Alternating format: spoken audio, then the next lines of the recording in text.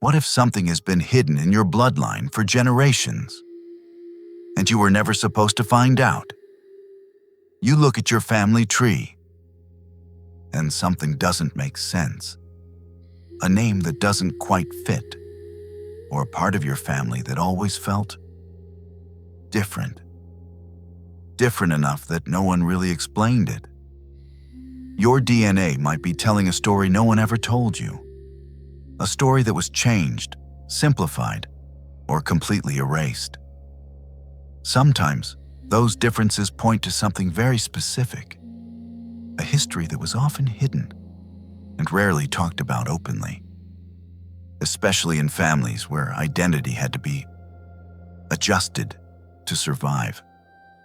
Because the truth is, families don't always pass everything down. Sometimes they leave things out, not because they wanted to lie, but because at some point it felt safer to forget, safer to change names, easier to blend in, better to leave parts of the story behind. And over time, silence turns into identity. Most people think they know where they come from, but in reality, they only know the version that survived. And you might be one of them. One of the most common hidden identities in history is one most people never expect. Not because it's rare, but because for centuries, it had to be hidden. In 1492, entire families were forced to convert or disappear. And many of them didn't leave, they stayed and hid who they were. Across Europe, across the Mediterranean, and eventually in America. There were families who changed names, changed religions, and rewrote parts of their own history just to survive. Some kept small traditions, quietly, for generations, without even knowing why. And many of them had one thing in common. They were Jewish. So how can you tell if something like this exists in your own family? The truth is, there are patterns, not proof, not certainty, but patterns that show up again and again. And in most cases, there are 6 indirect signs that tend to appear more often than people realize. Some of them might already be in your family. You just never connected them before. Things that didn't quite make sense. Things that were never fully explained until you start looking at them differently. So let's go through them. The first clue isn't in your DNA. It's on a map. Where did your ancestors actually come from before they became who you think they were? Because for centuries, Jewish communities weren't spread randomly. They were concentrated in very specific regions: Eastern Europe, parts of Germany and France, Spain and Portugal before 1492, and later across North Africa, the Middle East, and even parts of the American Southwest. So if your family story leads back to any of those places, it may not be definitive on its own. But it's rarely a coincidence, and it might explain why certain parts of your story never quite made sense. The second clue is your last name. And sometimes, it actually is that obvious. Names like Cohen, Levy, Goldberg, Greenberg, Stain, Rosen, Silver have been connected to Jewish ancestry for centuries. If your family has that kind of name, or even a variation of it, it's usually not a coincidence. But that's only part of the story. Because in many cases, those names didn't survive. They were shortened, translated, or completely changed. Goldberg became Gold. Greenberg became Green. Rosenstein, just Stein. especially when families moved to places like the United States, where fitting in often mattered more than holding on to the past. So today, you might be looking at a name that feels completely ordinary, but doesn't quite match the rest of your story.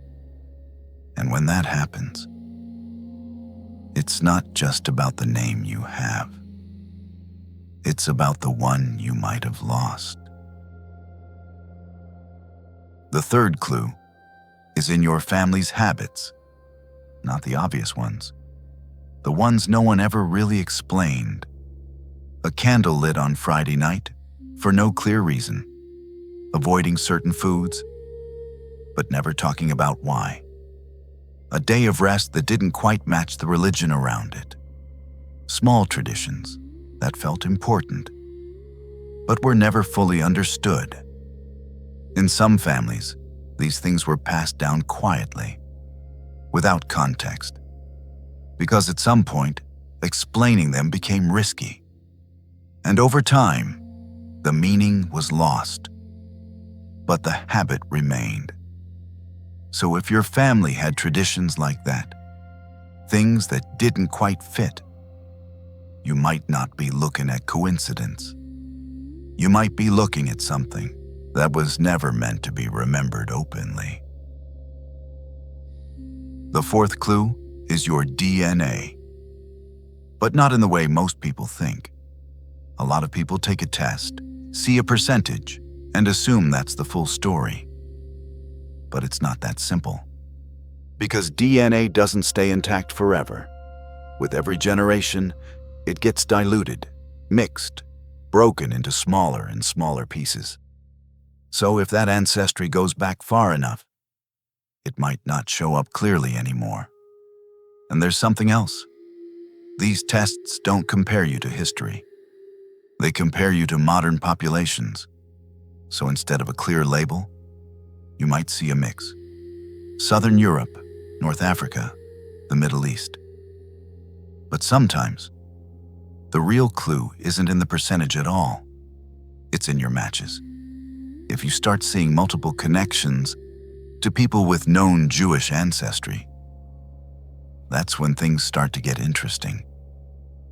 Even small percentages can matter more than they seem, especially when they appear alongside other signs. Because DNA doesn't always tell you exactly who you are, but sometimes it shows you where to start looking.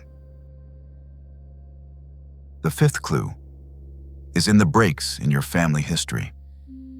Not just missing details, specific kinds of gaps, a branch that suddenly appears in America, but no clear origin before that. A family that was always described as Spanish or Portuguese, but with no real connection left to those places. Catholic on paper, but with customs that don't quite match. Or a story that starts in the American Southwest, New Mexico, Texas, where some families carried hidden identities for generations. And when you try to go further back, you don't just find nothing. You find fragments that don't line up. Different names in different records. Religions that change within a single generation. Places that shift, depending on who is telling the story. Because in some cases, these weren't just lost histories. They were rewritten ones. And if your family story has that kind of pattern, it's not something you see everywhere. And it might be pointing to something much more specific than just missing information. The sixth clue is something people notice instantly, but almost never take seriously. Appearance, not as a rule, not as proof, but as a signal. There are moments when someone looks at you and assumes a background you've never even considered. And sometimes, it comes from people who seem to recognize something familiar. You meet someone, and out of nowhere they ask, "Are you Jewish?" Or they just assume it. not because they know your story, but because something in your features feels familiar to them. And if that happens more than once, it starts to stand out. On its own, it doesn't mean much. But when it shows up alongside everything else, it stops feeling random. Because sometimes, what people recognize first is the part of the story you were never told. And this brings us to the most important part. None of these signs, on their own, prove anything. A region, a name, a habit, a DNA result, a gap in the story, a feeling that something doesn't quite fit. Any one of these could be nothing. But when several of them start to appear together, that's when it stops looking random and starts looking like something that's been there the whole time, just never fully explained. Because the truth is, family history isn't always something you're told. Sometimes, it's something you have to notice, something you have to question, and sometimes, it's something that was never meant to be completely understood.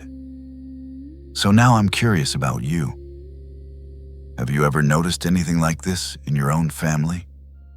Something that didn't quite make sense until you started thinking about it differently? Do you have suspicions? Or maybe you already know your story. And if you do, how did you find out? Write it in the comments. I read everything. And if this video made you think about your own history in a new way, make sure to subscribe. There's a lot more to uncover. And this is just the beginning.